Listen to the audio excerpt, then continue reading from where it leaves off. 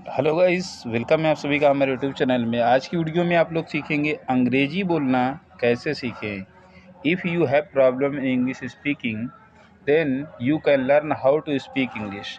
अगर आपको इंग्लिश बोलने में कुछ प्रॉब्लम है ना, तो इस वीडियो को एंड तक देखिएगा। आपकी प्रॉब्लम धीरे धीरे ख़त्म हो जाएगी। तो सबसे पहले क्या करना है, इसको हमको जो भी सेंटेंस हमने आपके लिए प्रोवाइड किया है, आपको इसको अच्छे से ध्यान में बसाना है और लर्न रखना है। जैसे मान लीजिए आपको ये बोलना है कि मैं आस-पास ही था, ठीक है? आप ये सेंटेंस बोलना चाहते हो, तो क्या बोलोगे इसको? I was around. क्या बोलोगे? I was around. इसका मतलब मैं आस-पास ही था, आई वाज़ अराउंड, ठीक? अब उसके बाद दूसरा सेंटेंस आपका ये है, लेकिन मुझे नहीं पता। बिल्कुल यहाँ पर सेंटेंस जो दिए गए हैं, कैसे बातचीत करना है हिंदी से इंग्लिश में, इंग्लिश से हिंदी में, दोनों चीज़ आप कर सकते हैं, दोनों चीज़ें सीख सकते हैं, ठीक है?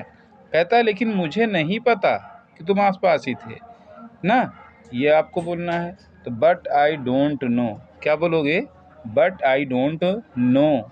बट आई डोंट नो, ये बोलना है, ठीक? अगर मैं बोलूँ तो मेरे साथ भी आप लोग रिवाइज़ किया करिए, ठीक है? अब उसके बाद अगला सेंटेंस क्या होगा, उसको आप देखिए ध्यान से और इसकी प्रैक्टिस करिए। जितना ही आप प्रैक्टिस करेंगे, उतनी मज़बूती आप अपने इंग्लिश स्पीकिंग में ला रहे हैं, ठीक है?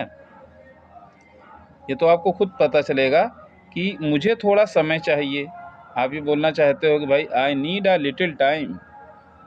लिटिल का मतलब छोटा भी होता है, लिटिल का दूसरा मतलब थोड़ा भी होता है। खाली आप ये ना समझें कि लिटिल मतलब छोटा होता है तो इसकी मीनिंग छोटा ही लिया जाएगा। तो यही इंग्लिश स्पीकिंग में तो डिफरेंस है। इंग्लिश स्पीकिंग आपको करनी है तो बहुत सारी चीज़ें आपको न्यू सीखनी है, ठीक है?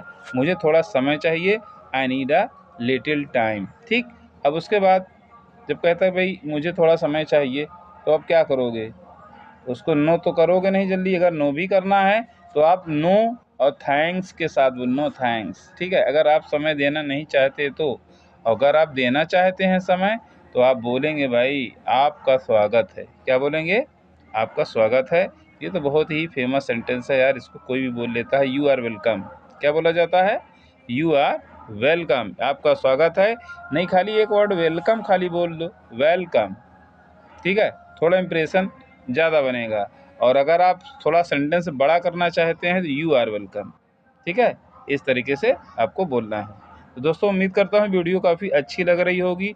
वीडियो को बीच से छोड़कर मत जाइएगा अगर पूरा सीखना चाहते हो तो।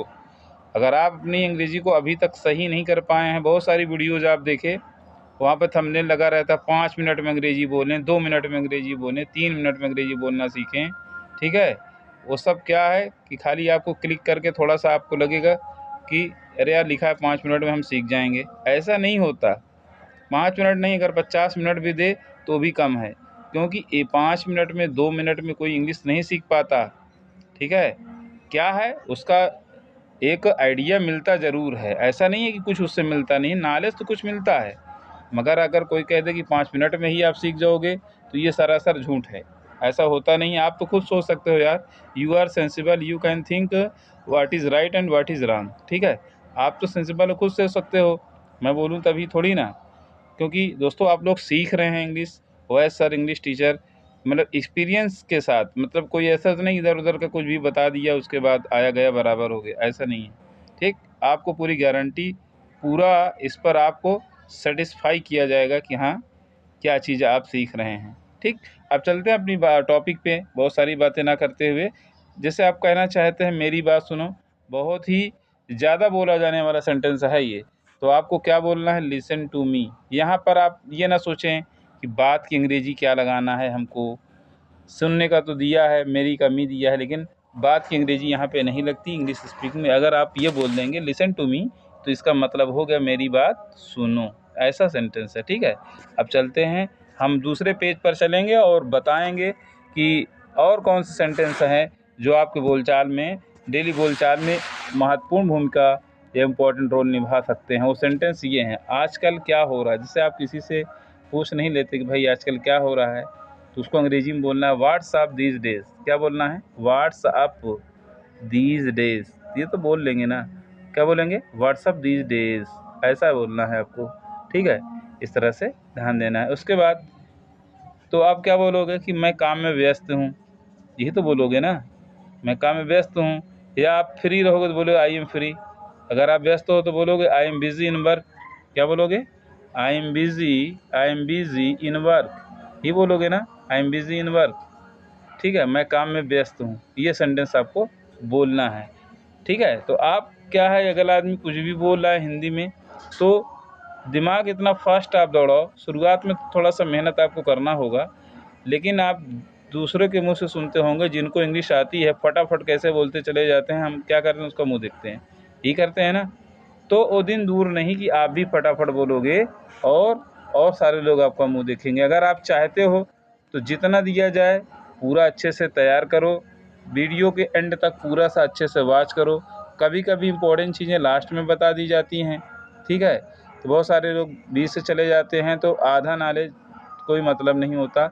सीखते तो हैं कुछ मगर पूरा नहीं सीखते। तो अगर आपको पूरा सीखना है तो पूरा देखना भी है, समझना भी है, ठीक है। अब उसके बाद अच्छी बात है, जैसे कहते हैं ना कि मैं काम में व्यस्त हूँ, आजकल क्या हो रहा है, तो कहते हैं ना अच्छी बात है, काम में व्यस्त रहना अच्छी बात है, फालतू रहना बेकार रहना अच्छी बात तो है नहीं।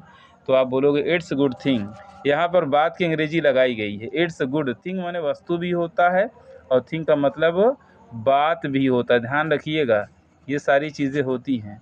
सॉरी, थोड़ा सा ये टा की तरह बन गया है, इसको हटा देते हैं और उसके बाद ता बना देते हैं, ठीक है। चलिए ठीक है, यहाँ से रेज़र हमने लिया, उसके बाद इसको हटा दिए, ता अच्छे से बनेगा आपका बात, ठीक है। और दूसरी मीनिंग क्या होती है इसकी, वस्तु, वस्तु मतलब चीज़। तो दोनों मीनिंग होती हैं, कहाँ पर क्या लिया जाएगा यही चीज़ आपको समझना है, ठीक है। फिर अगर आपके पास समय हो तो आप बोलोगे ना, भाई अच्छी बात, अगर आपके पास समय हो तो कभी हमारे पास आना, जब व्यस्त हो तो आप बोलोगे ना इफ़ यू हैव टाइम। बस हिंदी इतनी बड़ी, अंग्रेजी बहुत ही easy. If you have time, अगर आपके पास समय हो तो आप क्या बोलोगे, कभी हमारे पास आना। तो क्या बोलोगे उसके लिए इंग्लिश में, ईवर कम टू अस, क्या बोलोगे, ever come to us, ever come to us, if you have time ever come to us. दोस्तों बस यही रही आज की इंग्लिश स्पीकिंग। यहाँ पर मैंने सिर्फ 10 सेंटेंस दिए हैं, ओनली 10, ठीक है। तो अगर 10 सेंटेंस आप सीखते रहेंगे ना तो बहुत होता है, और थोड़ा थोड़ा मतलब बहुत कुछ होता है, थोड़े से बहुत ज़्यादा कुछ आप कर सकते हैं। अगर 10-10 की सीरीज आप लगाते हैं तो महीने का 30 डेज़ होता है, ठीक है, 30 डेज़। तो 30 को 10 से आप मल्टीप्लाई मार दीजिए, आपको 300 सेंटेंस तैयार हो जाते हैं। मैं तो कहता हूँ 1 महीने नहीं, 2 महीने में 600 सेंटेंस, 3 महीने में 900, और जिसको 1000 सेंटेंस आने लगे तो अंग्रेजी वो फटाफट बोलेगा। बोलेगा कि नहीं बोलेगा, आप ही बताओ। तो इस तरह से होता है, कोई 5 मिनट में 2 मिनट में नहीं सीखता। बोलने वाले लोग हैं कुछ भी बोल सकते हैं, ये तो मैं नहीं कहूँगा। बाकी जहाँ तक मेरा एक्सपीरियंस है मैं आपको दे रहा हूँ। आई होप आपको पसंद भी आया होगा, अच्छा भी लगा हो। तो दोस्तों एक बार अपने कमेंट में अपना नाम, ठीक है, और आपकी प्रॉब्लम क्या है इंग्लिश स्पीकिंग में, ये ज़रूर हमसे शेयर करेंगे तो शायद वो दूर भी हो जाए। Thank you so